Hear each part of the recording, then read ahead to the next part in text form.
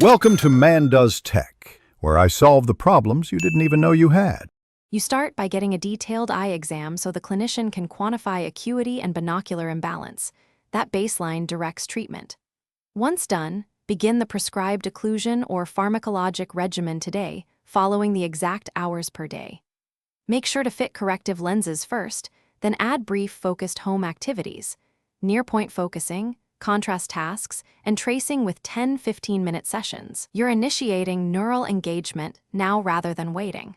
Early consistency matters because the brain responds to repeated, controlled stimulation. You move into structured vision therapy that challenges binocular cooperation using dichoptic games, depth cues, and contrast balancing tasks to force the amblyopic eye to contribute. Once you can do basic tasks reliably, increase difficulty.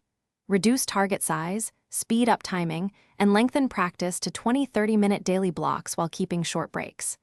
Make sure to log acuity, stereo acuity, and compliance percentages weekly so adjustments are data-driven. You're retraining neural pathways, so gradual overload with consistent feedback produces measurable gains over months.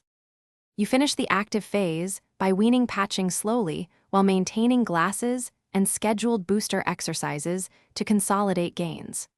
Once progress plateaus and is stable, discuss surgical options if misalignment persists, but only after non-surgical therapy is exhausted.